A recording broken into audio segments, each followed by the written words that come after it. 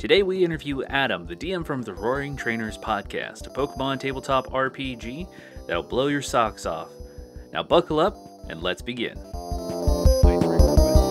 Was Abra, you have mentioned like Abra, Kadabra, and Alakazam are some of your favorite Pokemon? Yes, that's my favorite line. Yeah, I actually have this. Here, fun. I'll show this. This is recorded video, right? Yeah. Whoops. Of course, I got gifted this by one of the players in the campaign 1. Probably hard to see. A really nice shiny Alakazam. Oh yeah. Favorite Pokemon since Red and Blue. But we do have we had some custom Roaring Trainers trading cards made, and little history on the Abra in the Roaring Trainers. When I was a player in campaign 1, Abra was my Pokemon, and she never evolved. Her name's Abby. And then campaign 2, my character became kind of a plot point as I DM'd in campaign 2. But we had custom Pokemon cards made. Oh, that's cool. And we have several of them made. They typically go out in our Patreon package because it's kind of, don't want to be selling that stuff just to be safe. But Right. But yes, sorry, long answer to a very short, what should have been just a simply yes. The Abra line is my favorite. Right. With that, because you also have type shifting, where you like turned Magikarp into poison and made them like a zebrafish version. What would like Abra's secondary, or what would you shift them into? That's a really good question. What would I shift them to? Ooh, boy. I feel like fire would be pretty cool. Psychic fire would be neat. I think the aesthetic would be pretty cool. Kind of wreathed in flames. Steel would also be very cool. Almost like turning their spoons into maybe blades or something like that. And then using their psychic abilities to wield those, surrounding them. That would be pretty neat too. Yeah, I'd probably go steel or fire. Probably mainly just from aesthetic alone. Off the top of my head, I'm not sure how resistances and stuff would play out, and if that would really work or be the best meta for the build. But I don't really care too much about that. So Right. Well, that was actually one of the things that I was going to go into that I really like listening to your podcast is you have, after certain episodes where you're talking to the players and you're like building the world and stats with them, which you don't hear a lot. Usually that's like off screen, or it's just never talked about. When did that come up? Or was that like an idea that you wanted to just show? Yeah, I did want the level up process and how the players decide to build their Pokemon out to be part of the show, because the system we're using is very homebrew. It's based on D&D, but the level up mechanics are we're modifying them as we go. So I thought it to be important to showcase that, so that, and this has absolutely happened, where we started in the first couple episodes of campaign 2 to where the system is now is different. There's a lot of different ways that it's changed, and I thought it would be important. And I know I personally do like to hear that stuff. I like to hear the thought process behind why you picked this, why you went that way, etc. Some people don't like that, and that's why it's typically at the beginning or the end. You can just skip it. That's fine. But I wanted that to be part of the show because, one, I enjoy it, and that's a big part of why we're doing this, is because we like to do it and we want to make things that we like to listen to.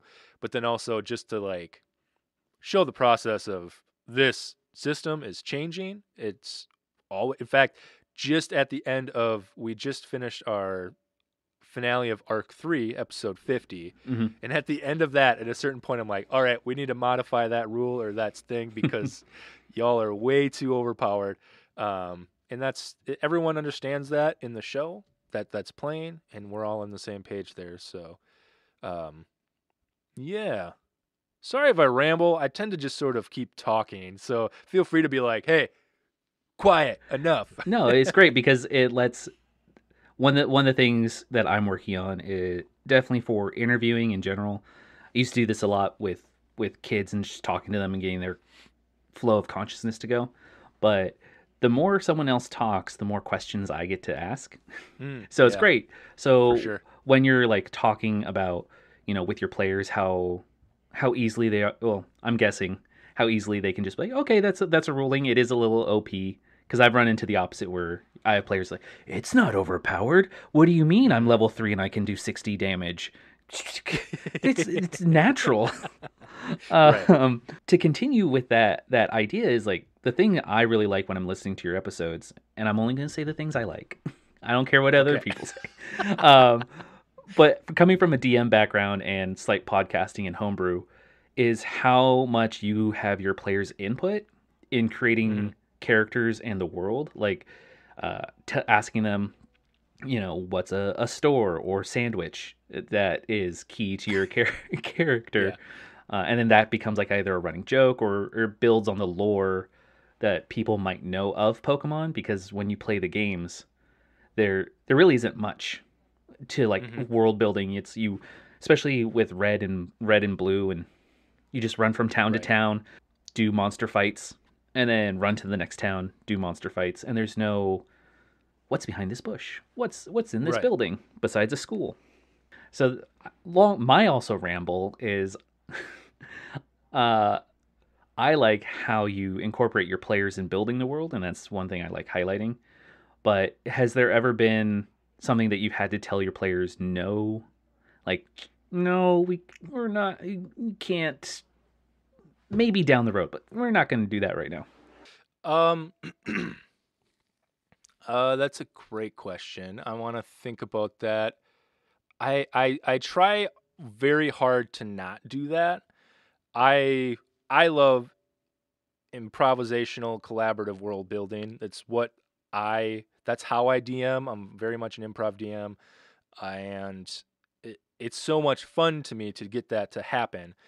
One of my new, since doing this podcast especially, but more recently, is one thing that I really like to do is just say yes, and just like, yeah, that's totally yes. I have no idea how that works or how that fits into the story yet.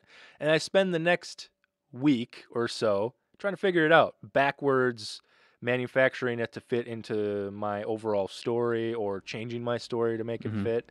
I find that to be a challenge. It's like a puzzle, and I really enjoy that. So I try very hard not to say no. If anything, I'm sure I've done this. I can't think of an example, but I'm sure I've said, "That's awesome. I'm not sure where that goes yet. Can we wait?" Hmm. That's probably happened more than once. I'm sure my players are like, "Yeah, Adam, you did that to me all the time." But I I try really hard not to do that. Anything, if anything, just because I think it's fun to figure it out, to like make it work. So it's kind of selfish, I guess. But yeah.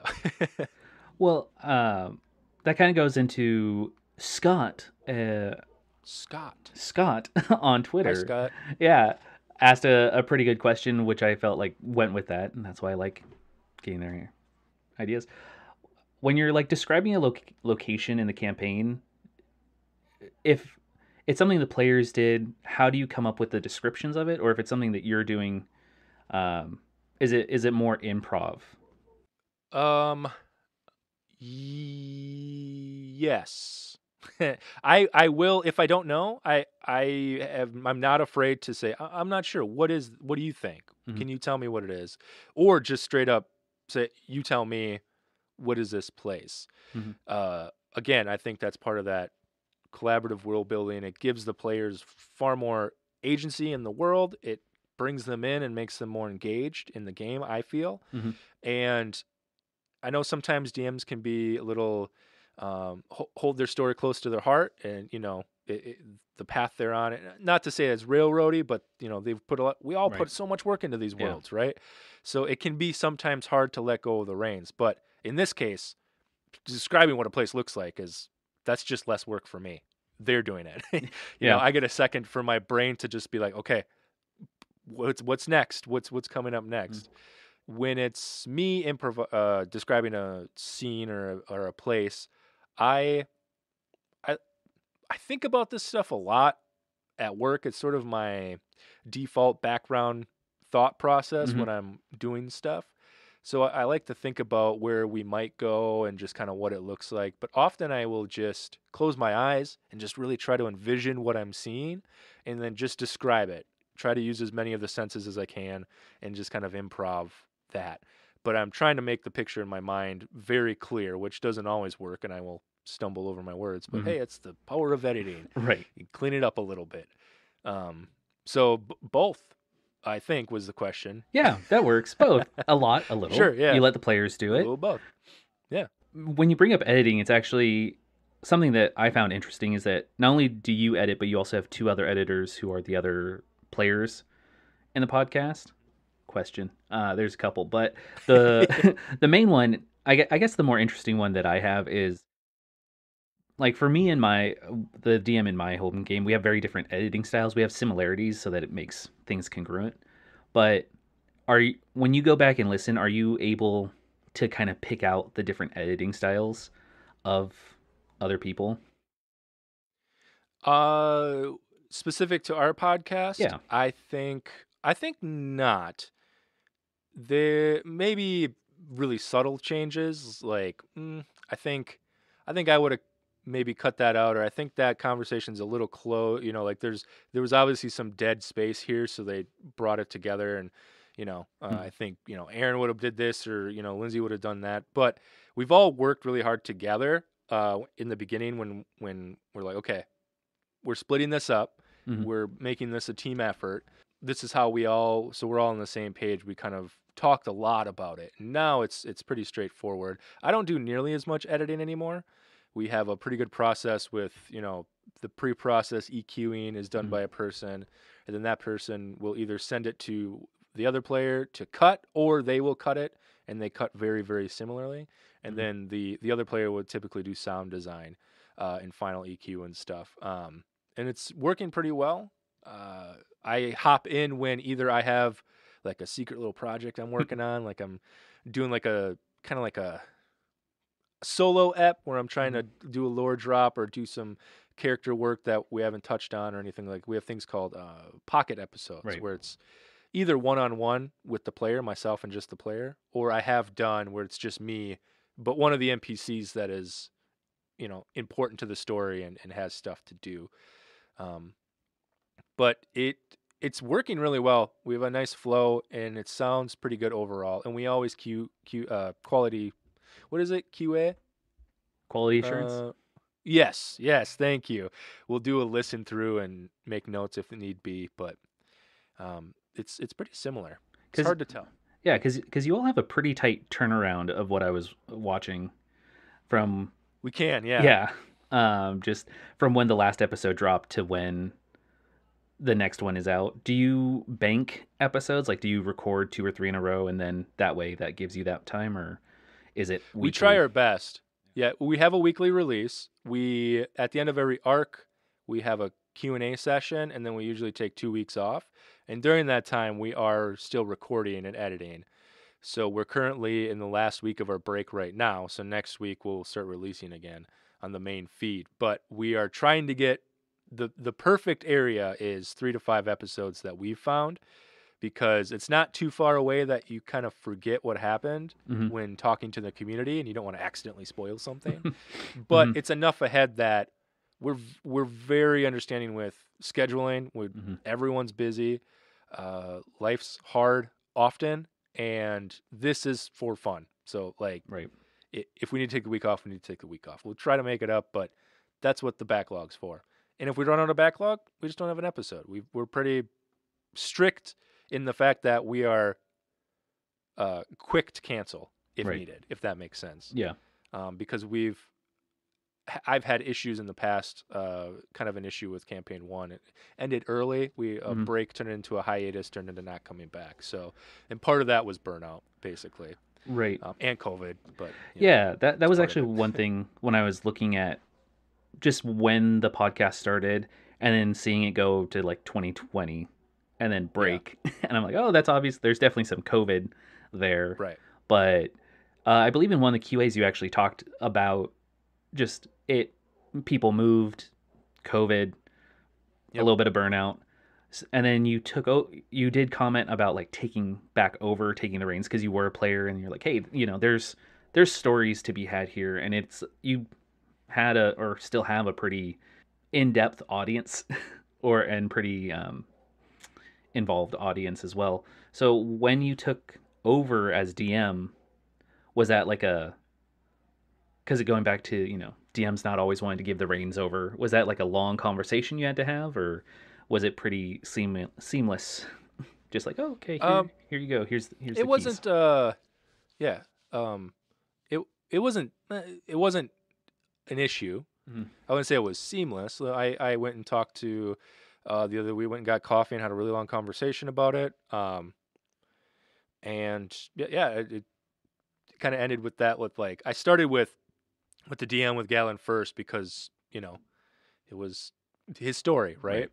Um, and just talking through it and just being like, yes, this makes sense. He's saying, I can't do it anymore. I shouldn't do it anymore. It's too much stuff going on or whatever. And then from there, I talked to the other players and got their okay and approval. Mm-hmm. And and then just took it. And then just a lot is different in campaign 2 to campaign 1. It's a little bit more, without spoiling things, it gets a bit more fantastic and magical maybe, but I mean it's a world of Pokemon though, so I didn't find it to be too outlandish. Yeah, slight spoiler for anyone who maybe cares, but the other players from campaign 1, we've been talking. Mm-hmm. And we have lots of guests, and that's all I'll say. Yeah, that was actually because in one of the QAs you were talking about people coming back a little bit as like guests, or that was kind of the ideal goal is to bring back and just kind of incorporate. It seemed like it's more like no one's ever really gone. It's you haven't closed the door on anyone. They're always welcome back. It sounds from the various QA episodes and so on. Yeah. There was another question. I'm trying to make sure I credit the person correctly, because you did say that there was a lot of difference between campaign 1 to campaign 2 and the fantastical nature of it. It was from Mags. Paladin Mags. One of our both Scott and Megs are moderators on our Discord, so shout out. Yeah, which they were the ones who were asking questions during the QA episodes, I believe. Yeah. But they ask, if you could change the campaign's time period to any other, what would you change it to and why? And who's your favorite moderator? Obviously, they nominated themselves. Megs. Yeah. That's a great question. It's been discussed. In fact, I remember talking with Cameron about it. He talked about maybe doing like a Patreon thing at one point where it was like the radical trainers in the 80s, which I thought was super cool. I'm a 90s kid, and I think that would be pretty fun to do. The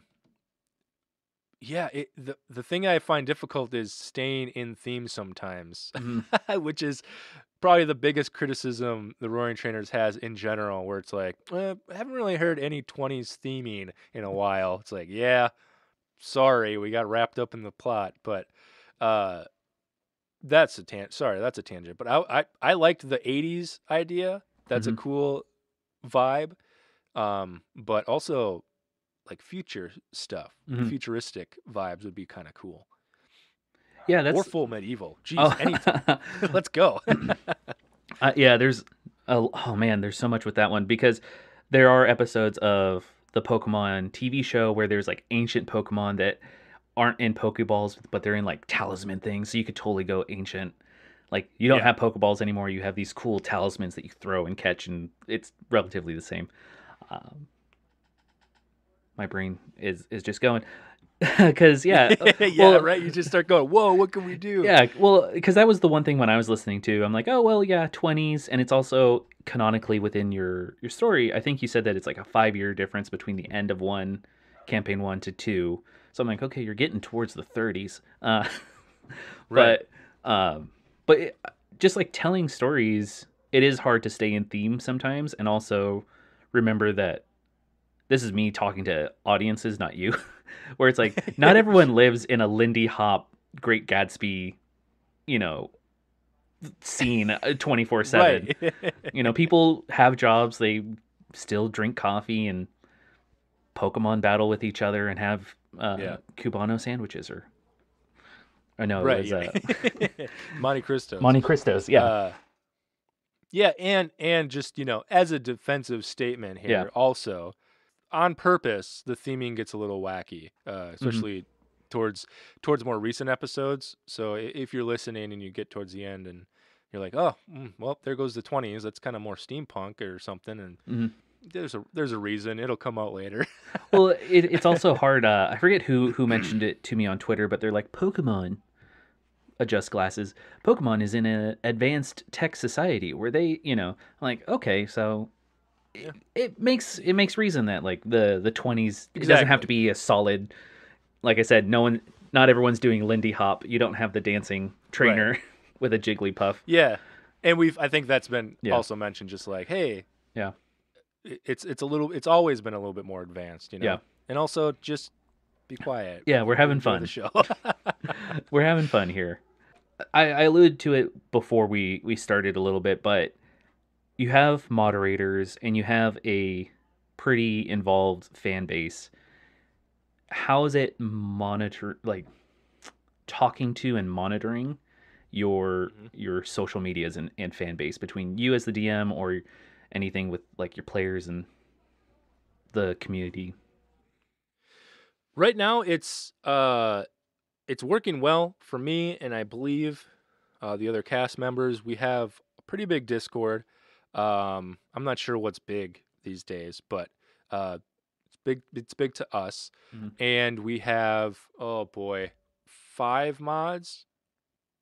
Whoops. And they do a fantastic job of moderating and keeping the community a place that's welcoming and safe, and that's really our biggest thing. And we set up a lot of ground rules in the beginning, and they're enforced pretty strictly. We have like a 3 strike rule, and we have a whole thing where we Mhm. can put a roll on someone, and all of a sudden they can't see anything except a chat with just mods, so we can talk about some infraction or something like that. Mhm. And that's working really well. The players and I are in the Discord, and we're fairly active. Mhm. Lindsay and Robin are far more active than I am. I can get overwhelmed with social media pretty quickly, so it's not unusual for me to just either have like 4 of the different channels unmuted and everything else I'm done. I don't even look at. Yeah. But I'll pop in and talk and whatnot. As far as other social medias, we do have a Facebook and Instagram and Twitter. We don't really use most of them. The Twitter we use the most, and that's it's kind of just whatever we want to post. Right. Kind of all of us get pretty burnt out on social media in the grind of it. And myself, especially over, it's been 5 years since the start of this. Now there was a hiatus in there, and I understand that, but Twitter back then is very different than it was here, and like the rules Yeah. seem to be changing by the week right now. So we just sort of like the Twitter is following the cast and the cast only. If anyone wants to follow, that's where we post news. We'll Mhm. interact sometimes, and that's just about it. We're pretty we probably should be more diligent in working harder on social media presence, but I mean it. Yeah, I don't know. It's kind of like none of us really have the ambition to do Right. that, and we're doing pretty well without. We could be doing much better, of course, but Right. what do we want? What do we want from this? And the main thing is to have fun and not stress out. And Right. that It's social media is causing stress, yeah. so we just don't really focus it. It's that balance. It's that nice balance between you're all not. This isn't your full time job to do. You all have your own Exactly. lives and jobs and kids and so on. Hmm. And social media is a great tool, but it is also a cesspool of people's opinions. I'm on there. I Yeah. try and be pretty neutral, but Could I say yeah. Pokemon opinions can be very strong, and Oh, I yes. my favorite thing to do with Pokemon now is to find the lore, learn it, and then break it a bit, just Mhm. enough to like maybe piss some people off on purpose, just to like chill them out a bit. Also, I think there's cool things to do, but I've Yeah. been told plenty of times when I say a name wrong, or this shouldn't be resistant to that, or whatever, whatever, whatever. The running joke is now when I'm like, if you don't like that, at me on Twitter and I'll block you, and that's the running joke. Yeah. Haven't really had to do it that much, but Yeah, it's like Ash's first professor was Professor Oake. okay, yeah. Oake. Yeah, that everyone knows that. That's how you say it. That's how you do it. I'm sure someone's gonna at me and they're like, I know you're making a joke, but excuse me. excuse I me. need to let you know. The Yeah. Japanese version is this, and the American version. But that it's actually great that you brought it up because that kind of goes into other questions I had that you had all made a joke about in one of the QAs where you had joked that Pokemon is litigious and Dungeons and Dragons is litigious, and that's one of the main reasons of like not wanting to post or create like a handout of your world. Yeah. But with also social media, I've noticed that like you at one point it looked like you all had a YouTube channel. Yeah. We had one from campaign 1 a long time ago, and we were trying some kind of side projects with it. I'm a man of a million ideas and only enough time for 3 of them. So that's a big part of it too. So the YouTube channel, uh, we did some benefit shows and whatnot. We posted that on there. During the COVID or before the COVID, I tried to. I lost the file. We stopped, and it's a whole thing. But I was like halfway through a Nuzlocke run of Ruby Emerald. Oh, I don't remember which one it was now. That was a lot of fun, but that was a lot of work, and that's an unfinished project. But during COVID, I kind of took it over as my personal thing, and I did a lot of gaming with like my son, and I tried doing a little bit of that recently too. But yeah, it's not really we don't really know what we're doing with it. We've done some live shows and put them up there, but it's just sort of again, if we were trying to make more of this, I think it would be a great tool that we already have a decent amount of subscribers, on it. I think we could utilize it, but we're not. None of us really know what to do with it or have the time to do something with it. But it's there, and we don't want to get rid of it, just in case. Right. It's a great like get it, make sure no one else has it. Exactly. That's a big part of it, right? Yeah. Just don't let anyone else take the name, basically. Someone else makes Roaring Trainers, but it's just a Digimon podcast. Yeah. Yay, there we go.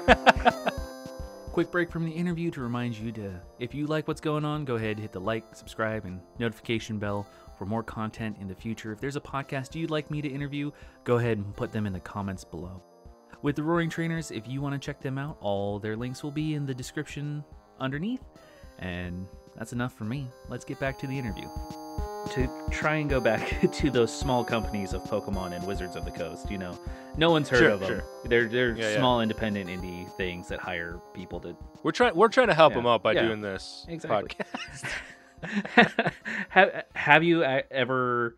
Do you ever worry about them putting their 2 cents in on your podcast? Like if you were to get bigger or get more momentum, their 2 cents coming in and be like, hey, this is a Pokemon IP. We want our cut of your your Patreon. Yeah, that is. We did some research on that, and it kind of. None of us are copyright lawyers. And I'm sure there are things we should be doing a little bit different, but I do know that I can't remember how long ago this was. We were still doing campaign 1 for sure, so at least 3 years ago, perhaps a little bit more. There was a well-known, not a podcast, but they might have been doing one, but there was a D&D Pokemon supplement out there, like far more D&D than we are, much more. What I didn't like about it was it was a lot more kind of like the games. Like you have your moves, these are the stats. You can't really customize. Right. They level up when they level up. But it did get shut down. It got a cease and desist.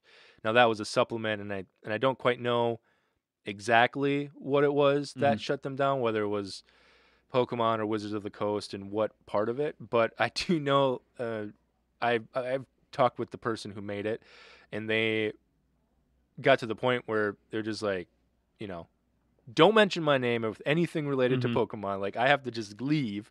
So that's the only thing that I can see that has happened so far, like, as far as them reaching out, the companies and shutting things down, was this distributable product that perhaps they were, using licensed imagery and stuff like that. So we stay far away from that. The reason we don't give out the system or anything is just I'm afraid that might happen because it's sort of happened before. As far as like the podcast itself, I think it's like what was it?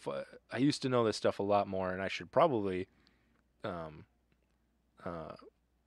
my gosh, refamiliarize myself with it. But it's like under fan-made parody or something like that, like kind of a little bit of protection there. And we do our best not to sell any merch or anything that is close enough that could be copyrighted. Right. The stuff we do have, from my understanding, the artist that made it was a digital graphic designer in the industries out in the real private sector and said, you can use this, it's fine. Our logo, our Pokemon logo, or the D20 as a Pokeball, apparently because she had drawn, like, she knew way more than I did and said it's fine. So it's always a little bit in the back of my head, but I don't know how much bigger we'll get. We're we're doing okay in the Pokemon D&D sphere, I guess. Yeah. But outside of that, well, that's what, like, hopefully as I make my stuff better, we'll make sure that people get funneled over to you. I hopefully appreciate that. Thank you.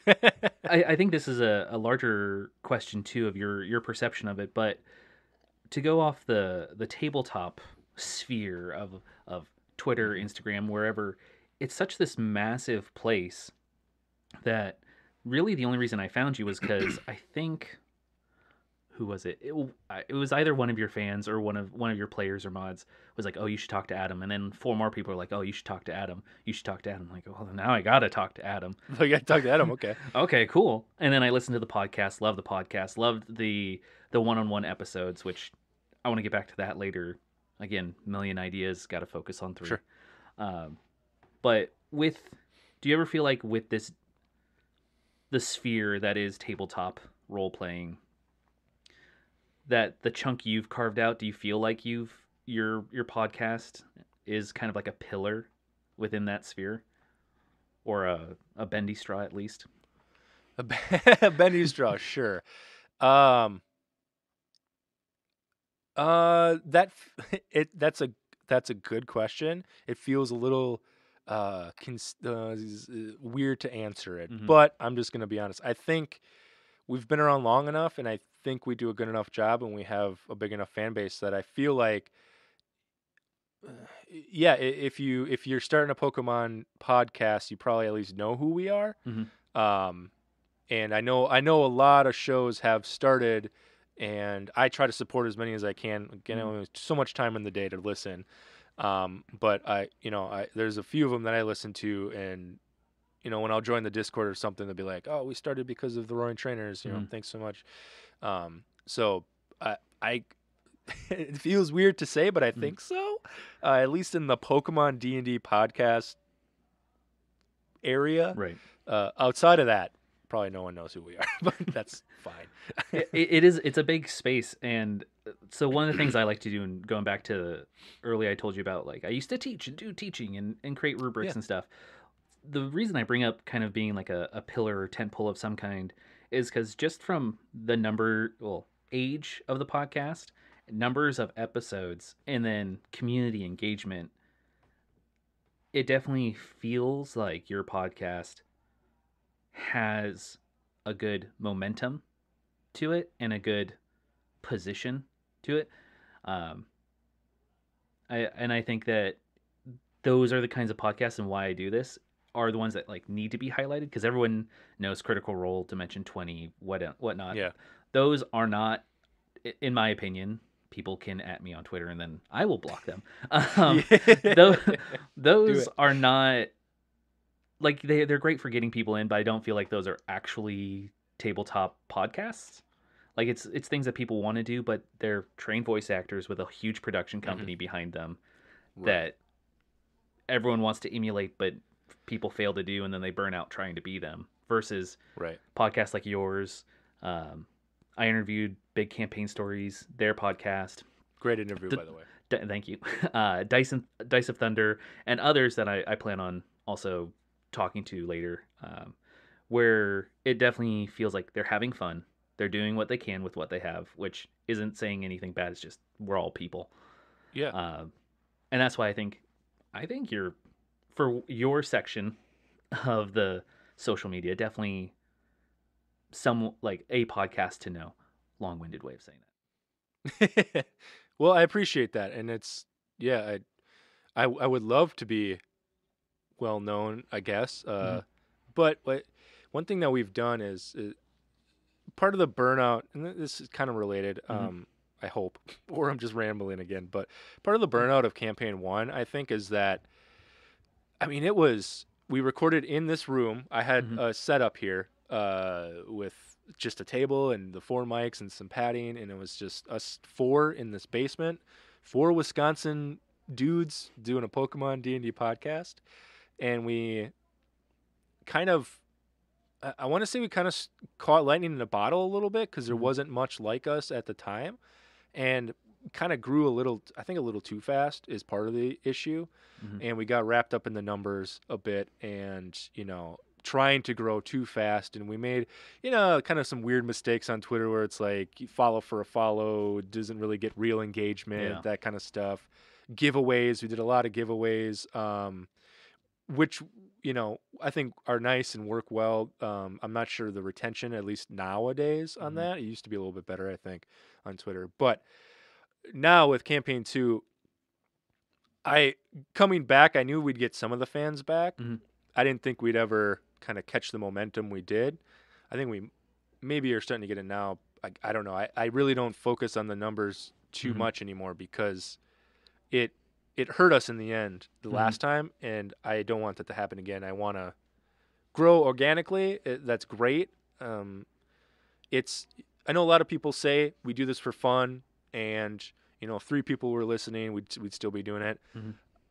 I think that's true, but also it is very nice to have more than 3 people listen. Right. Like it's not that I need the feedback, but I like putting out a product. I like producing. I like performing, and everyone who performs knows you would much rather perform to a full theater rather than, a half-empty bar or something. Right. So I would love to have more people find us, but we're really trying not to focus on that. And it shows by our, we're not really trying too hard with social media or anything like that. But I think we're starting to kind of catch a little bit more momentum again. Maybe. Yeah, definitely. Because kind of going back to the lightning in the bottle, and then also the pocket episodes. That was actually one thing that I really liked. Is having those one-on-one episodes where people or players are getting their Pokemon, or you're finding out a little bit more about that individual player, or even in campaign 2 when they're doing the first time they actually start doing their trainer, and you give them different Pokemon, the Charizard, Blastoise, and Venusaur, and it's just them and how they think of battle and how they think of the game itself. Which is something that I feel like a podcast can do really great, but a home game can't. Yeah, true. Because the last thing everyone wants at a home game is all 5 people show up, but you're only talking to one person the whole time. Right. Yeah. It's like, no, that's a great point. Yeah. You'll get your scene next game next week. Next week you get your turn.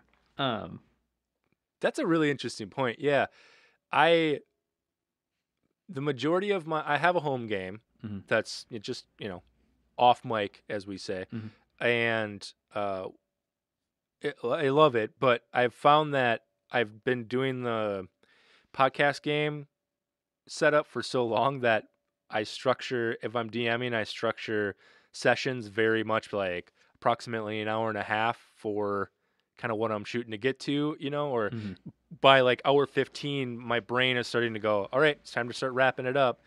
Even in a home game where we have 3 hours to play, maybe 4 if we're lucky. Mm-hmm. So it's interesting. I never thought about the pocket episodes and how that just wouldn't work at home, but I think it works really, really well in this setting because one, I love that one-on-one because we get to super dive into whatever we haven't been able to touch on with the player.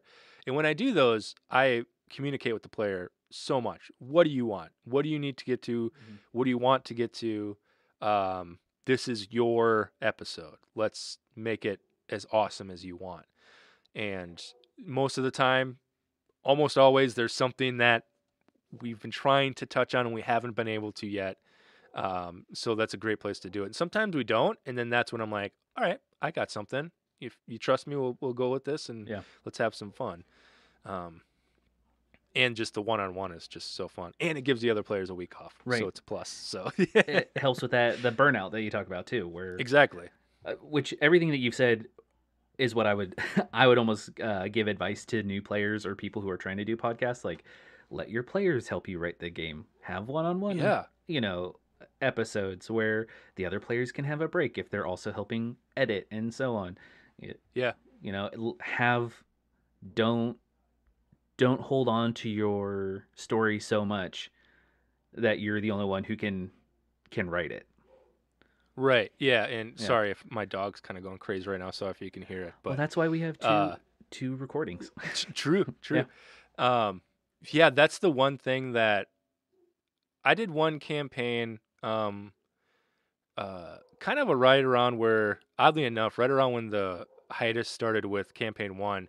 I was actually doing a second podcast called DM's Treehouse, another AP podcast, but it was 4 DMs and we kind of rotated campaigns and stuff. A lot of fun. That one also fizzled out because of burnout, oddly enough, but also life changes, kids, blah, blah, blah. Anyways, that's not what we're talking about. But my campaign there was my real first time DMing, and I feel like I made the mistake of really being on the rails, and I had the story to tell, and I think it turned out okay, but I was really disappointed in myself as a DM and just like my inability to roll with the punches. And I feel like that's really where I decided I'm going the other way. And then I went too far and I hardly planned and I don't know how to take notes and, it's all in my brain. But now with that and having the players really add to it as much as they can, it's just less work. It's just whatever you don't have prepared. What's the name of this character? I don't know. What do you think their temperament would be? Great. And as they give me these things, I can build out this NPC quick, and now it's ours. It's not mine. And they can see what I do with, like, oh, it's a grouchy old man, but he loves pickles. And then I have to do that, Yeah. I was laughing so hard. It was a couple days ago listening to the old man who was in the alley, and it was like an Adam Sandler thing, and he just punches a trash can and it like goes flying. And then you bring in the like goth kid, and you're like, we're gonna make something. Yeah, that's all. It's jokes and whatnot. The Adam Sandler thing was a running gag from campaign 1, but I just think that's the fun part of it for me. It's just there's lots of drama. There's lots of our show is very mature. There's dark themes on purpose, but also those gaffes and goofs are what I think why I do it too. It's just silly, dumb fart podcast is usually what we describe it as.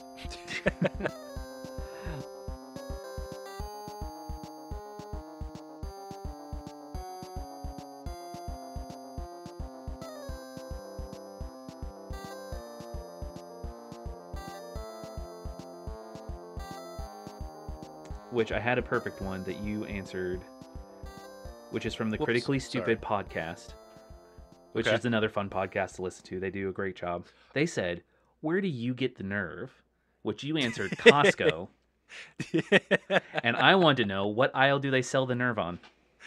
Oh, yeah. It changes every week, so you have to go searching. But it's there, I promise. Usually by the booze. Oh yeah, that the left-hand side down by the fruit and booze. Yeah, yep. I know that. I know Get some Kirkland's whiskey, and it's usually hidden in that bottle. uh, so this is like it's pretty light, but everyone does a good job of like creating their own character voices Mhm. on the show, which is this is something I wanted to ask, and apparently so did Short Queer Bear on Twitter. Oh, hey Bear. Bear, Thanks for asking. yeah. So I'll use their question. Do you have a specific method for getting into character whenever you voice an NPC or Pokemon, or are you just that good at acting? And then I have a follow up question afterwards. I don't think I'm good at acting at all, but thank you. Very nice questions. You're not doing anything good for my ego. At least keeping it down to earth. But I do a lot of my voices and characters. Usually have like a saying that I'll do to Mhm. just like help me get into it, and it's usually just a quick little thing. There's one character, Giovanni, who's kind of a young kid in Mhm. this one, and it's just kind of a huh, huh, just like a little laugh, and that helps me get into it. Like that's enough to just like propel me into the voice and kind of get me into the vibe that I'm going for. So often you will, if it makes the edit, sometimes I'll hold on a second, let me get the voice, and Mhm. we'll just cut that out because we don't doesn't need to always be in there. But there's a repeated saying that I'll do at the start Mhm. of when they enter in, and that's usually what helps me get into the voice at least. And the character depends on how much I've thought about them, gotten in their head, and kind of know what they're about to get into the vibe of the character. But Mhm. focus on the voice first because it is an audio medium. Yeah. Which goes into the question I want to know, which how much time do you spend outside of the podcast thinking about what Pokemon sound like?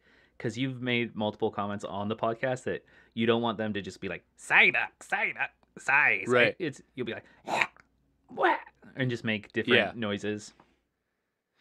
Uh, if I know what Pokemon's gonna be about, I'll think about it. The thing is I think about this podcast a lot Mhm. because there's a lot of things going on, and I mentioned before I'm not a very good note taker as a DM. I tried so hard in the beginning. I tried so hard, and I just fell off, and I felt like the notes weren't that good. So now I just think about it constantly, and it keeps the bad thoughts away, and it's good. Anyways, but so that's one thing I do is I'll think about the Pokemon and what I think they'll sound like, how they got their name from what they sound like, Mhm. kind of joining the two ideas a little bit. If it's a Pokemon that's just sort of shows up, I will just kind of make it up on the spot and just hope it's good. Uh, yeah, yeah. There's an example or two, but I don't want to spoil anything, I suppose. But Uh, one so a long time ago, I found a PDF. It might have been the same person you were alluding to, who had made like a Pokemon supplement. So I was like, oh, I'll run my own Pokemon game. And one thing that happened is because it was in 5e, adding Pokemon onto an existing campaign, the players realized that you could attack the trainers mm, instead of the Pokemon because they're like, we don't want to hurt the Pokemon. The trainers are the bad ones, making them yeah, fight and so on. Which ended up what they fought a version of Team Rocket being led by I believe I it was Red, basically Red from the video game, just like an evil version. And our barbarian snuck around a boulder and just nat 20 cleave them in oh, two. Mission great, was done. um, excellent. but do you? I know in the games it's not an option to attack the trainers, but have you had to talk, or did you figure out like in the rules starting out like, hey, the Pokemon fight. This is the rules. This is how this works, and don't attack the trainers. Uh, no, we haven't. And guns is another thing that come up in campaign 1. It was That's a where I was thing, gonna go. Yeah. and and it I'm gonna start there because as a player, again, this is how we really came to be is from campaign 1, and campaign 2 is just building on those foundations. But the guns kind of came into play, and then we all sort of were like, guns is a little weird.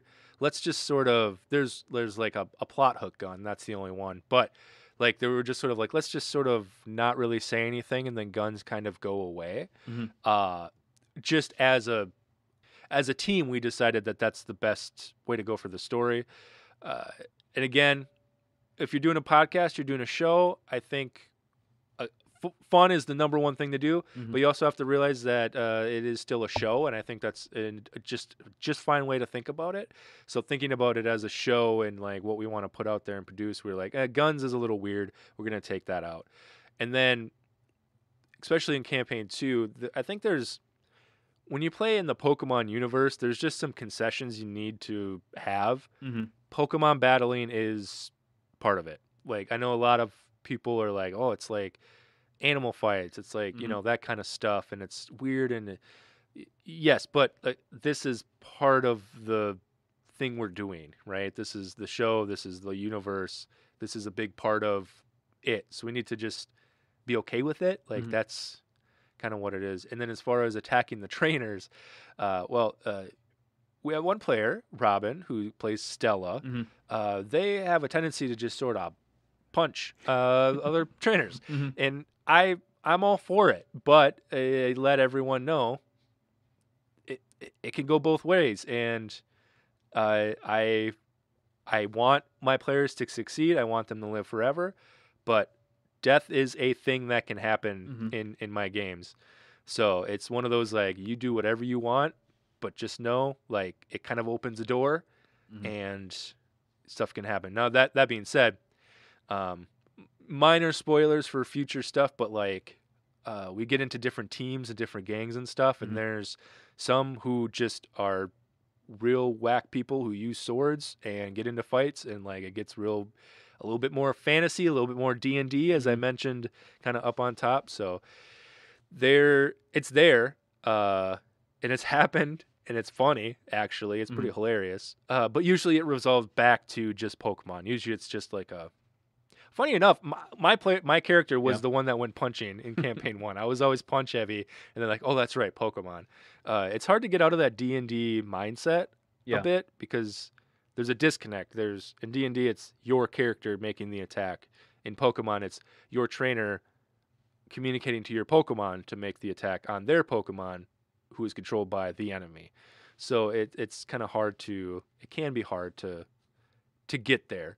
But I think just a conversation and understanding, knowing where everyone's at is a big part of it. And then there are some concessions you just kind of have to make it work. Yeah. Yeah, no, like, I was like, oh man, Adam's just answering question after question I had, because I was going to have a joke. Sorry. No, it's perfect, because I was going to have a joke about like child-fueled animal fighting pits. I already answered that. Weapons and so on. Because that ultimately, at the end of the day, the reason I bring it up is I remember in 6th grade I did a presentation on Pokemon, the trading card game and something, and one of the moms was like, so you sponsor animal fighting? And I was like, it's a card game. Come on. It's a card game.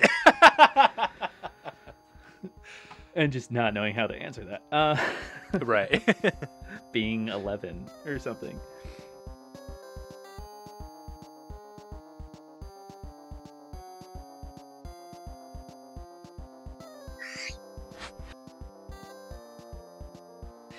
The Patreon. I don't mind. Yeah. What questions do you have about the Patreon?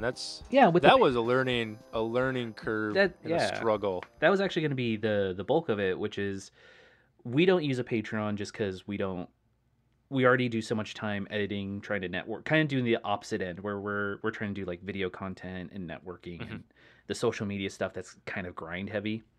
But for Patreon, that eludes us a little bit over at the Ampersandbox headquarters, which is me and our houses. Sure. What was the most like difficult thing getting into Patreon and like getting the ball rolling on that?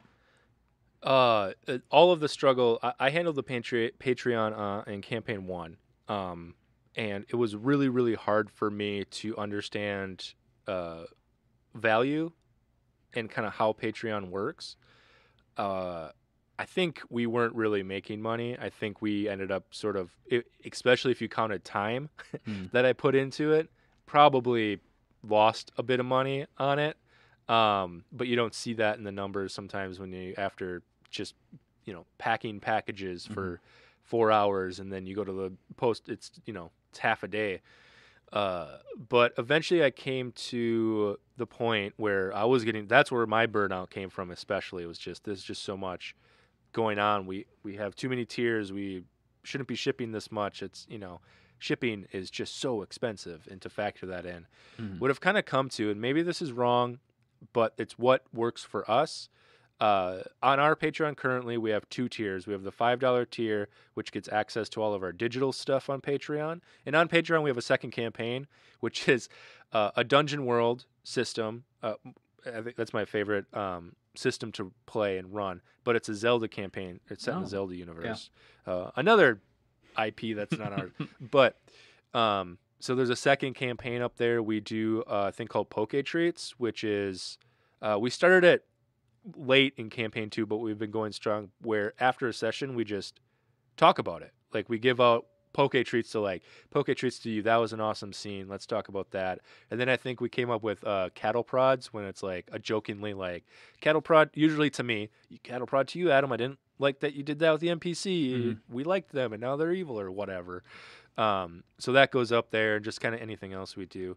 And then the $15 tier is a quarterly care package we send out of merch, custom merch. The trading cards are in there. We do gym badges as pins.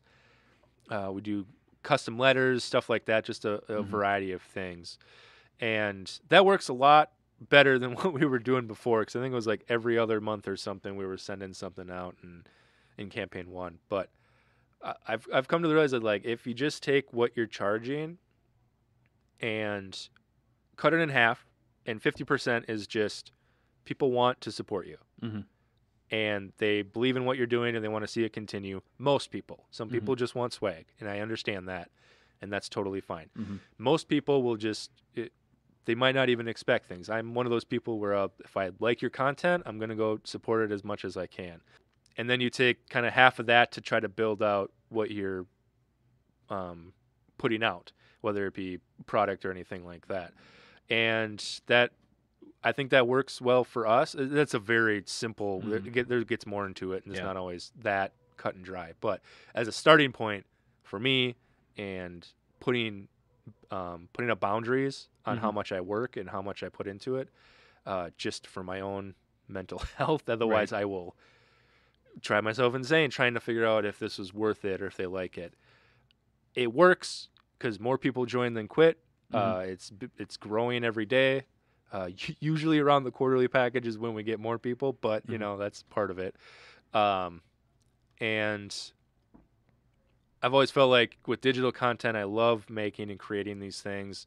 I've always felt like you have to make it once and it can go out to 100 people. So that's really nice. Whereas stuff when you ship and stuff, you have to make it 100 times and send it to 100 people. So you have to factor that into the cost and everything, your time to do all of that and shipping and So I think like a less expensive tier with more content is really, really nice and really easy to get into. And for me and for us, again, it's all about sorry if I'm talking too much about this. No, it's fine. I'm almost done. The only thing I would say is, what do this way you can also pitch it kind of a little bit too. What do people get for the like $5 tier? You mentioned digital content, but access to everything we put up, all of our extra content as far as audio stuff. Again, it's the second campaign, Fallen Hero. It's called. I DM it again. It's a Dungeon World, or it's a Zelda campaign set in the time between Ocarina of Time and Link to the Past. There's like a whole period of like a war that happens, but that uses Dungeon World, Poke Treats. We have, what else is up? I gotta pull it up. I don't even know what else is up there. This way, anyone who's watching, you can go over to the Roaring Trainers. Head over to Patreon. Patreon.com/Roaring Trainers to get more junk. We started a thing called Talking Trainers, where myself and some of the old cast would re-listen to episodes and just talk about it. That was fun, but time consuming and hard to keep up with. That's a lot of the extra content. And then the $15 tier is the swag. quarterly sway package.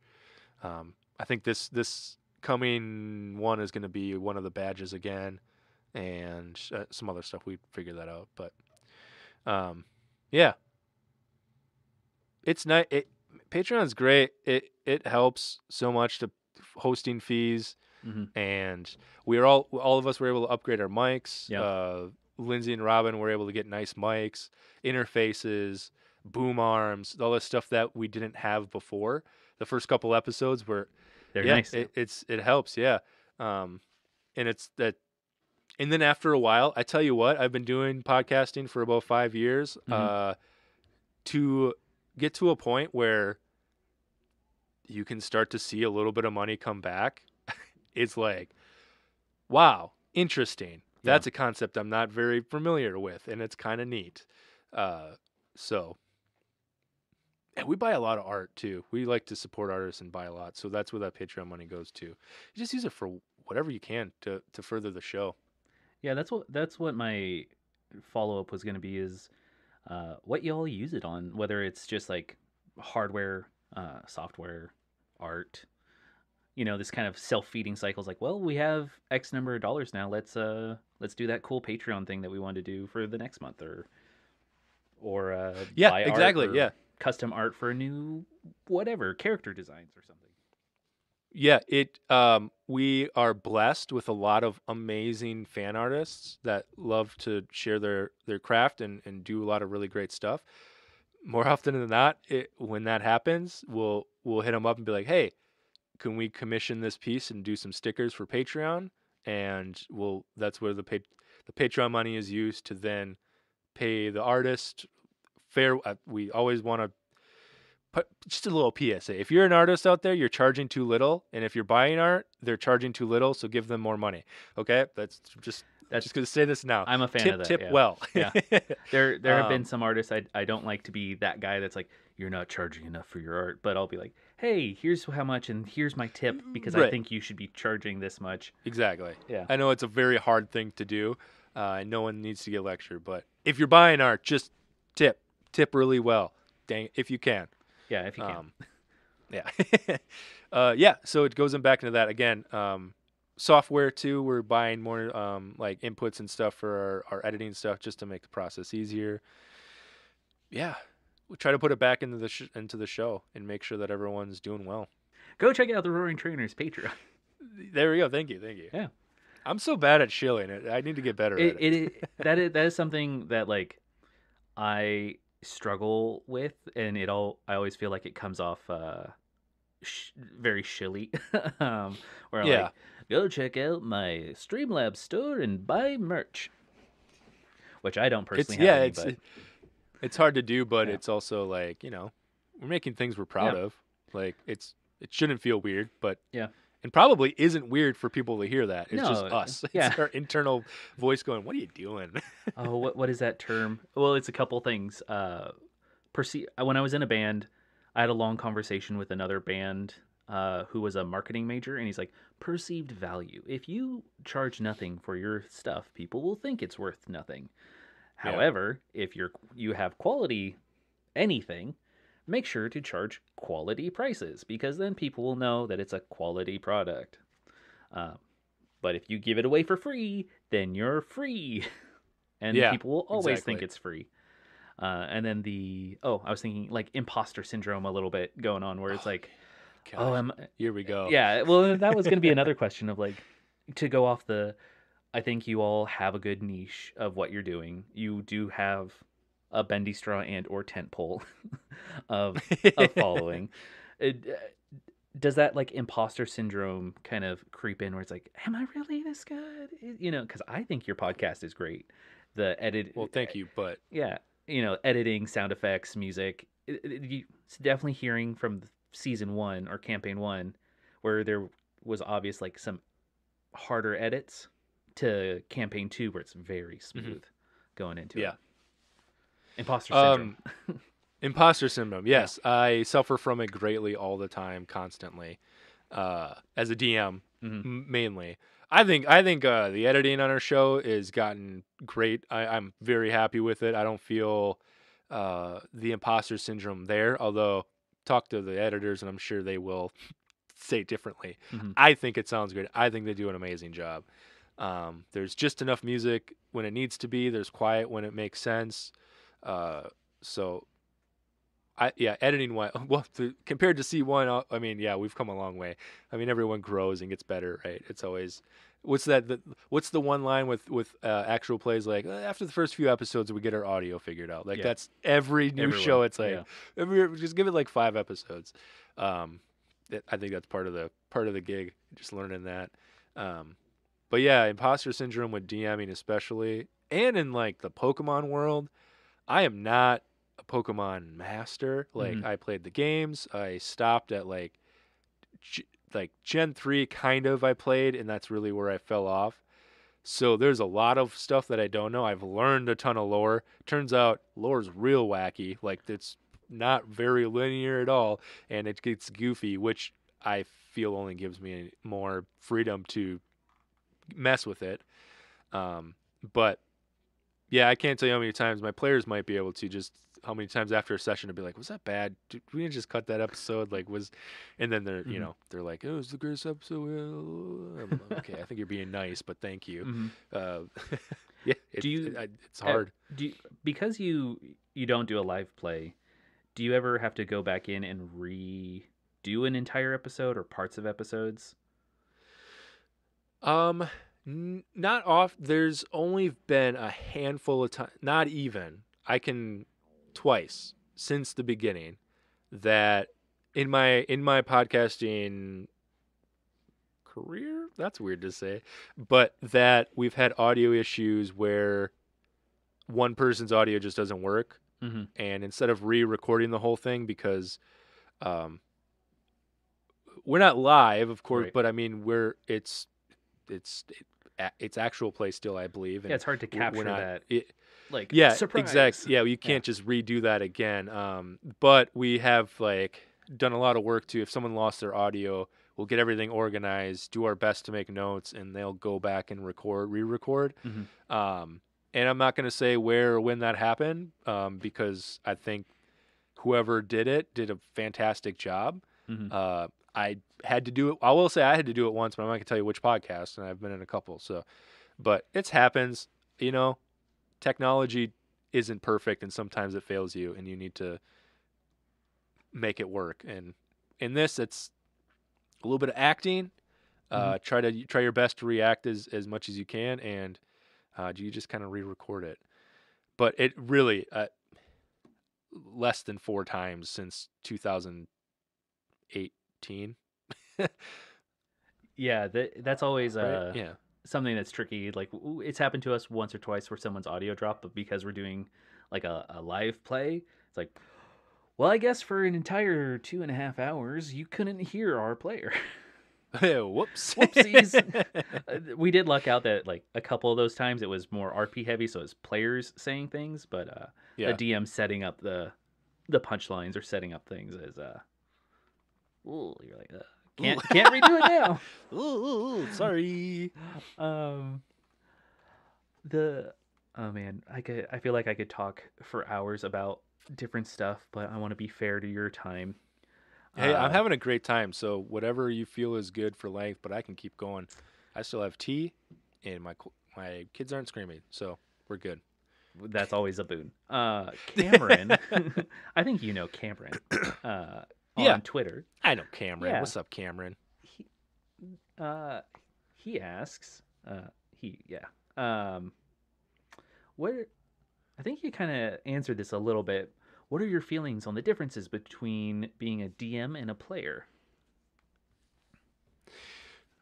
Oh yeah, that's a really good question. It is very different in my mind, at least how I approach it. Mm. I feel like I can as a play. Oh, I Well, feel like I need to start it's a with big which one I like question more. too because there's home game playing, like as a DM or player, Sure. and then there's podcast DM and playing um, Yeah. for that. Because like my uh, obviously you're the guest, so you'll get to speak, but I'm going to interject. um, Please do. I'm going to I interject a talk little too bit. much. Uh, at least for me, when I'm and this is kind of a bad habit or good habit, I guess, to DM dependent. Where in my home games now, because I've been playing online so much, I just like don't break character for the entire session, whether it's 4 hours or something. So I get really tired. I'm like, no, we're going to be talking like this for a full 4 hours, and I'm going to tell you exactly what I think, and nothing I say is ever going to be in my own voice, uh, which is good or bad. But being a DM, that would be annoying.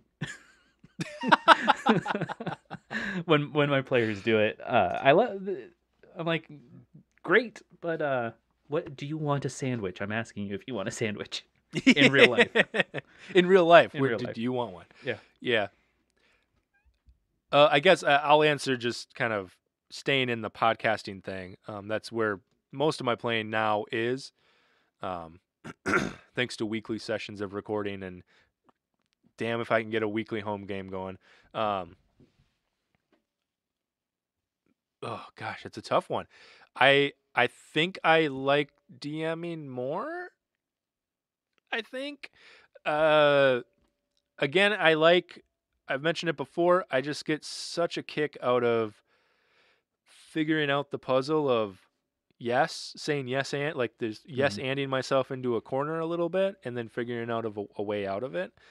As a DM, I find that to be very, very satisfying. And then if I can somehow just like make it really land 10 sessions later and kind of bring back whatever, that's just such a cool moment for me. But I feel like there's always so much going on, and every DM's going to relate to this. There's so much you're thinking about constantly all the time. You're thinking about the conversation you're having right now, what's happening next. Maybe there's something else happening in the background while still trying to make sure everyone gets enough of a spot. There's so much going on when you're DMing. When you're a player, you get to really focus in on one person, not 12 different NPCs in the scene or something, And if you're working with a DM that is very open and collaborative, you still get to give input into the world and build it out together. And funny enough, my favorite time being a player was when what person who asked this question, Cameron, was the DM, and we've been working together for a while. So thanks for asking this great question, Cameron. But there's times where you just sort of get in this like,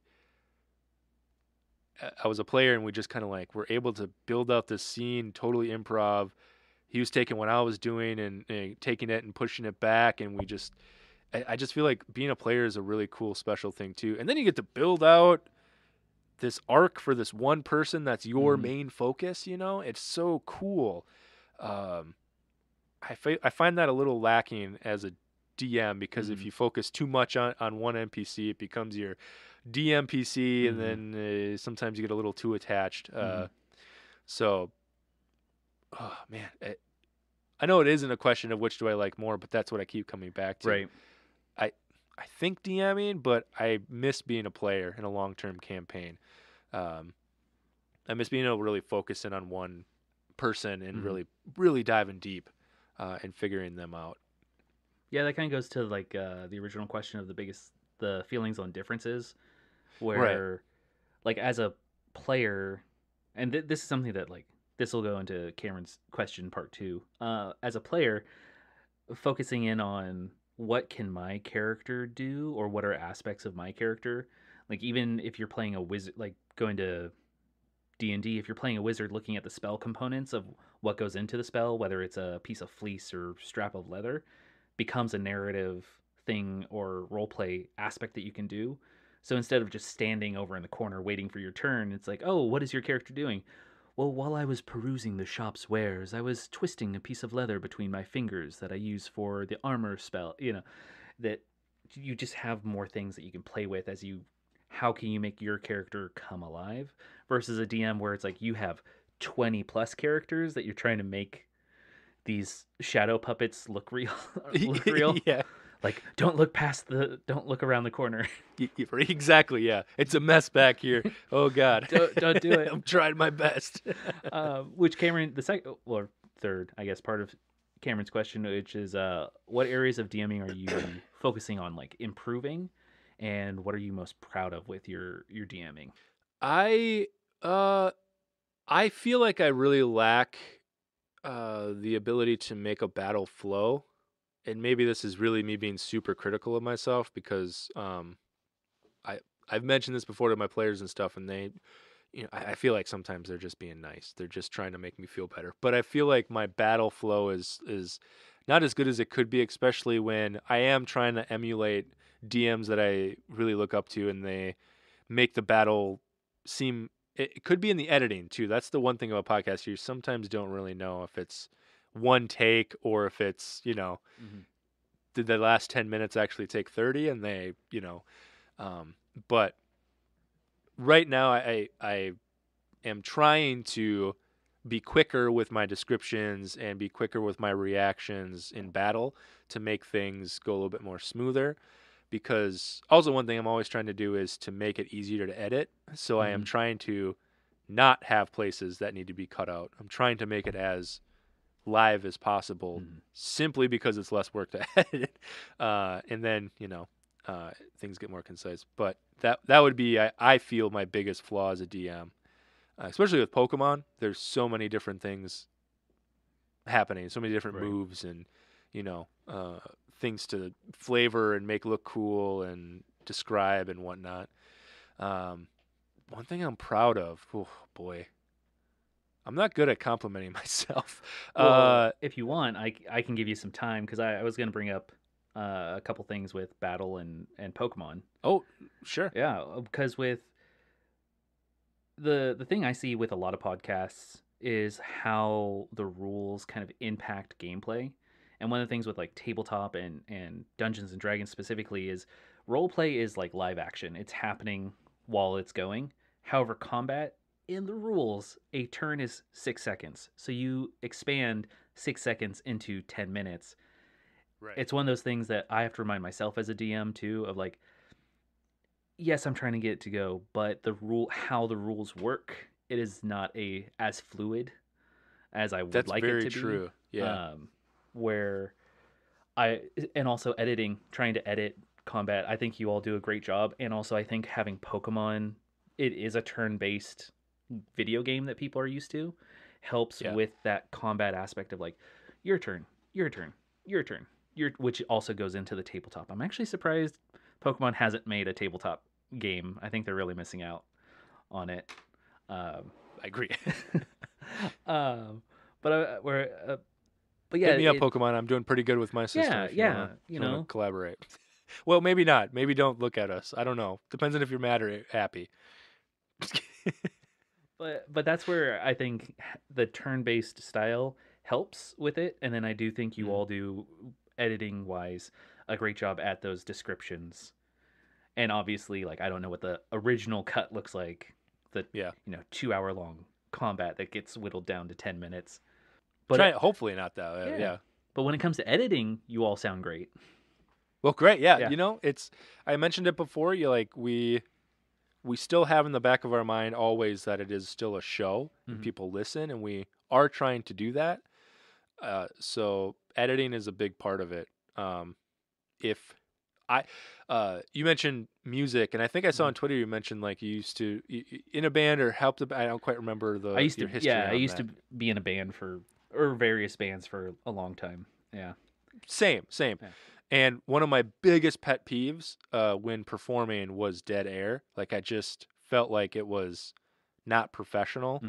Hmm. Um, so in not so much in play because I don't want to, especially in combat. There are times where it's like, what do you do? And there's a moment where people need time to think and like, I don't want to pressure people Hmm. into like being uncomfortable or anxious about their next move. So a lot of that gets cut out. But in editing, like just dead air to me is just a no no. I mean, not dramatic stops or like the natural flow of conversation where Hmm. there's a bit of like a second or two. I'm talking like 10 seconds, unless it's a joke, which Hmm. we have done before. Yeah. Like there's a good chunk of just, I don't know what to do next. Like that just, we just cut that out. Hmm. It's a pet peeve of mine personally. So yeah, I'm not sure why I talked about that. I think we're talking about editing a little bit, Yeah. but The things you're with doing, battling and stuff. things that you were working on to battling remind me about battling, and then Yeah. you brought up music, which when I was in a band, same way. Whenever the guitar player would break a string, me and the drummer would just we both knew jazz, so we'd improv, stuff, and then after shows, Yeah. everyone's like, you two should just play by yourselves. We had more fun listening to you two just jam out than the whole show. What a great compliment, I think. I think, yeah. But the other the other one was something that you're proud of, which it also kind of a little bit sounds like that too, where it's like not having dead air or figuring out how to fill in those spaces a little bit, or it's something that I've noticed in the edits and podcast. But you could have something completely. Yeah, I think that's a really good. I think that's a great answer, because I am proud. I'm proud of the show. I'm proud of the product. I think we do. And again, I'm not very good at this, but I think we put out a good show, especially for kind of who we are and what. Like again, this is just absolutely hobby. Like we all have regular jobs in life, so it's. While it would be awesome to make a career out of it, I don't think it's feasible. So, so where we're at, like in what we put out, I think is really, really good. And specifically to DMing, I think I'm really proud of what campaign 2 is becoming and the story that's coming out because we all are doing it. Like I guess that would be my thing. Where like I like that I'm asking so much of my players' input into the story. You know, one, it makes it easier for me. Two, they have such a big impact on the world and stuff. It's just maybe that's just standard practice, but I also have run into ones where it's very railroady and you can't add anything. But yeah, I guess that would be it. Like I'm just kind of proud of us and the product we're putting out. We're doing pretty good.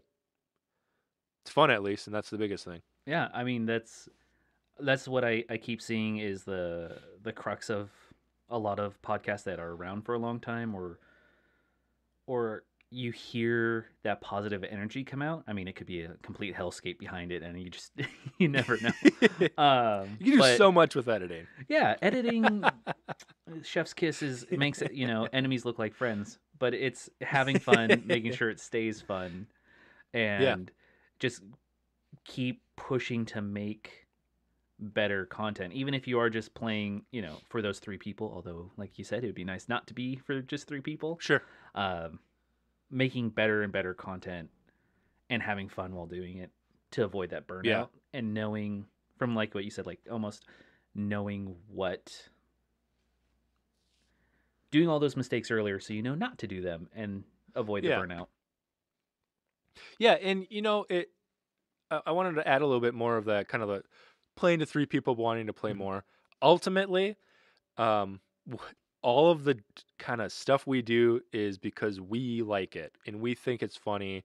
We'll often put a ton of work into a dumb joke that probably isn't. Like we're like, I don't know if anyone thinks it's funny, but we do, and we laugh at it.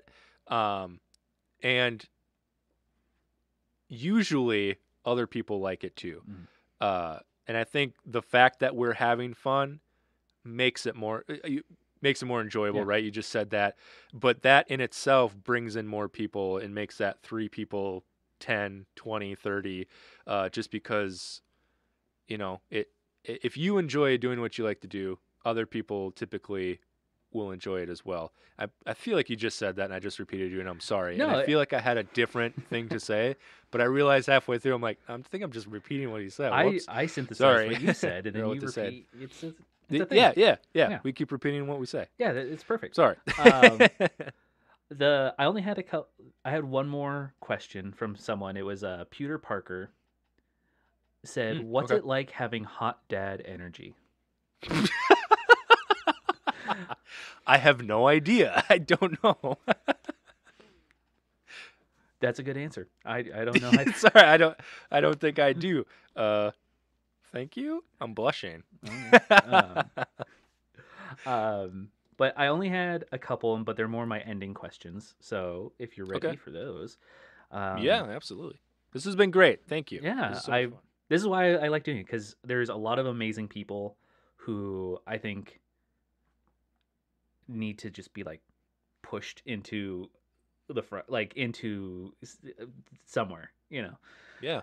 in a good way, in a Sure. good way. In front of a bus? What? No, no. No, like brought up and like shown like, oh hey, and then on the other side, I get to have great conversations with people because that's Yeah. always been my hobby. Is just talking to people from everywhere.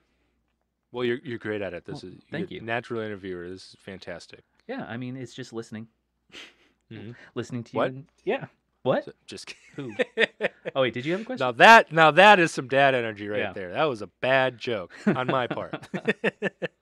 The world runs on puns. Do you listen to any? You've mentioned that you have limited time, but do you listen to any other actual play podcasts? It's actually all I listen to. I just enjoy it so much. I've tried.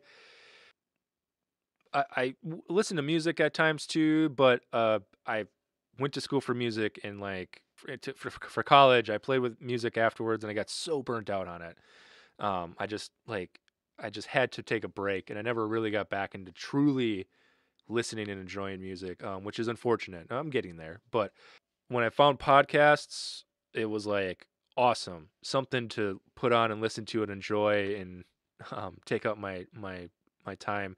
And then I found actual plays, started doing them, and I never turned back. Yeah, I've got I can pull up my phone. I think I like 9 shows I listen to. I think that I'm current on, and then I'm always trying new ones. I'll be just completely honest. I'm a little bit of an audio snob, not out of like I have hearing loss and sometimes bad edits. Sorry, let me say that again. That sounded really bad. When it's EQ'd in a way that the high frequencies are a little Yeah. too much, it physically hurts. And then I can't make out when like lower end isn't cleared up. Right. It just sounds muffly to me. So it's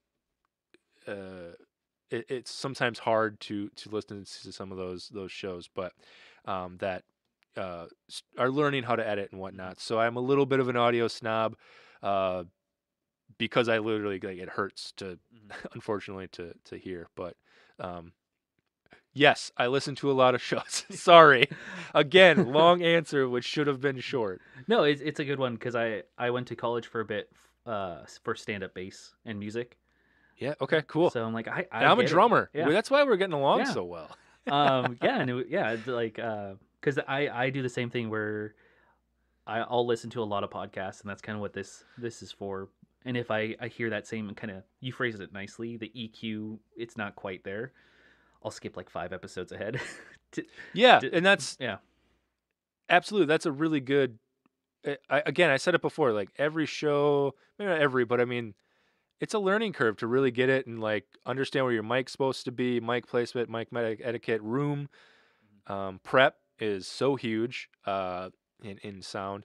The only thing I don't like about that is like with actual plays, there's a continuing story and you have to try to catch up. Yeah. But if it doesn't hurt to listen to it makes up for it. So I feel like I made myself sound like a jerk there. I don't. No, it's definitely something. It is what it is. Yeah, I empathize with because if at episode 5 or 6, I like it, then I'll go back and just listen quieter. Sure. Usually is like I'll turn the volume down for the same peaks and valleys, to get the story, or I can infer based off what's happening. Right. Yeah. What is like 1 or 2 of the actual plays that you listen to, and then that way I can I would happily do this. Steal them and interview them too. Yeah, you should. Yeah. The first one I'm going to say is From Afar podcast, DM by David Tilstra, and a really awesome guy, very friendly on Twitter. It is a really cool D&D podcast that is like pirate based. Yeah. And I just really talk about great editing and sound design, top notch, chef kiss. And the story's awesome, and they're hilarious. And then my second one would be, and everyone who knows me and that's watching is going to laugh, and they probably already said the name of this podcast because I'm constantly shilling them because I love it. It's my favorite show ever. It's called Spout Lore. Oh, okay. It is a Dungeon World podcast, and it's probably the funniest thing I've ever listened to. And then also there are moments where I'm just bawling my eyes out. And for me, that is the perfect actual play podcast story. Yeah. Um, that's one where give it a couple episodes while they figure out their mics. You know how it is. Yeah. But those would be two that I would say go check them out right away. If you like us, you'll like them more probably. I do. Yeah. But check those two out. With all that, you've kind of inferred to it, but what is something that you wish you knew before starting podcasting? It's okay to take a break. That would be the biggest thing. Don't push yourself. It's okay. Yeah. You'll get there eventually. You don't need to burn out in 10 episodes, you know. Just be careful and watch your energy levels and what you're putting in and what you're getting out. I wish I knew that a long time ago. Yeah, a little bit of that like sunk cost fallacy. You get 10 episodes in, you think you have to keep going, but no one's having fun, but you're like, we'll make it work. We get to episode 50, it's all going to be fine. It's like, no, just don't, if it's not happening, don't make it, but doesn't mean you have to stop. Just make something else. Yeah. And just be careful. Yeah. With that, was there ever advice that someone gave you that maybe didn't work for you, or advice that did work for you that you had to tell yourself to actually do? Oh, that's a really good question. I have to think about that. Man,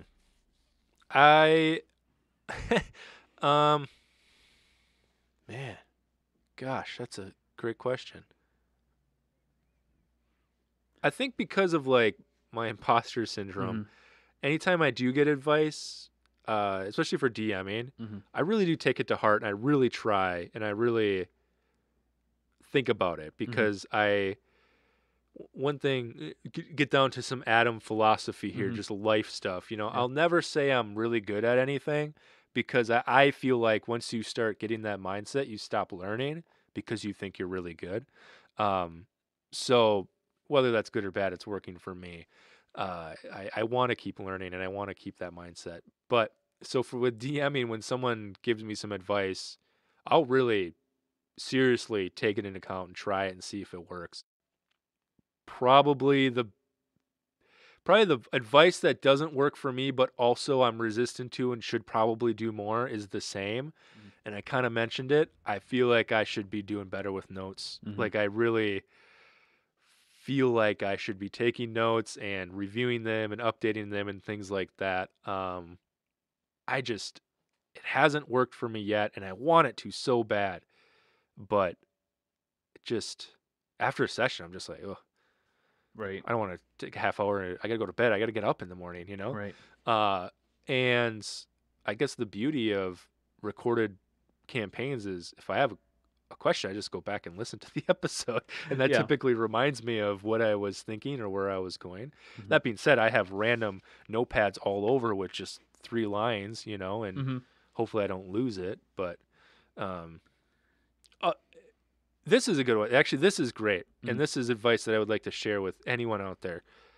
Have a sounding board person, someone not connected to the campaign, or maybe they are, who you can talk to just like every secret, like everything. They know what it is all the way up to endgame. I have a person, I'm not going to say their name because, you know, they don't need to be bombarded on social media or something. Your players would be like, oh, what's going to happen with my character? But that advice came to me, and I've used it, and it's been fantastic. And it just helps to talk about, because sometimes there are plot holes you didn't think about. So they'll ask a question, and it's like, oh, yeah, okay, I got to figure that out. And it helps to really. And sometimes for me, when I have thoughts in my head, when I try to say them, they don't always come out. So to try to actually speak that or type it up, it helps too. So yeah, that's excellent. I would echo that, because when I moved, I lost my like sounding board person, because we used to work together, and now my partner's like, is it like, can we not talk about tabletop stuff? Oh no. Which they play. So part of it too is like, I want to tell you all the secrets, but you're in the campaign, so I can't tell you. Right. Yeah. So I'm like, No. but there's this thing that does this thing. They're like, you're not giving me enough for me to be invested in. Yeah. Right. So then now I have my other podcast where I can message the guys and just be like, what do you think about this? Like, There we go. yeah. I'll often just like drop like little ideas to one or two of the players. If it involves another player and it's coming up next session, I'll be like, hey, what do you think about this? Like, hey, I have this prophecy. Can I just type it out? What do you think? Mhm. Is there any grammar things I need to fix? Like really just kind of getting down to the nitty gritty. Just because, it is, it's so hard being a DM sometimes, especially when you set something up in episode like 1 and it's episode 40 and you're like, oh. And again, this is coming very much from I say episodes because that's where my mind is and that's how my mind thinks. But you just got to keep that in for like a year and a half. Oh yeah, It's hard. Yeah, I have one thing where I set it up 6 sessions ago and I really want to get to it, but they're not there yet. So I'm like, it's gonna be 3 more sessions or something. And Yep. Then it pays off and everyone will be excited. Yeah. They just have to. You almost have to just like do your best not to be excited about it, just so that you don't accidentally, reveal something too early or, not at the perfect moment, which is so hard. Yeah. I don't know if it was a joke in your music school, but mine, we had a term called, and I can always edit this part out because it sounds naughty, but premature articulation. It does sound very naughty. Yeah. But it's that same thing. It's like, just wait.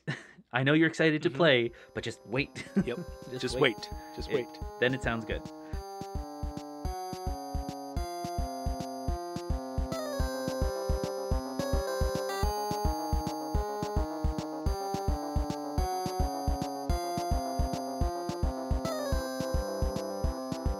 I don't have any additional questions besides where can people find you in your podcast?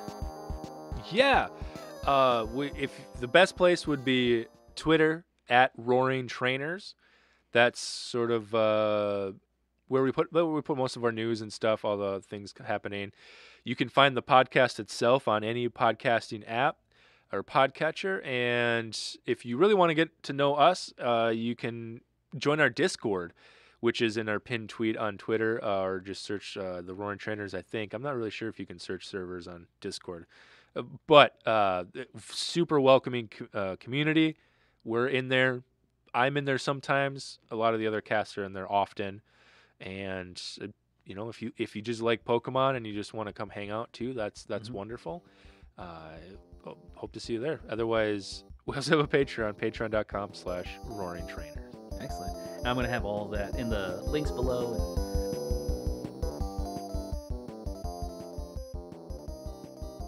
Hey everyone, it's James here. Thanks for listening and watching. If you liked what you just saw, why don't you like, subscribe, and click the notification bell. And while you're at it, go ahead and leave a comment below.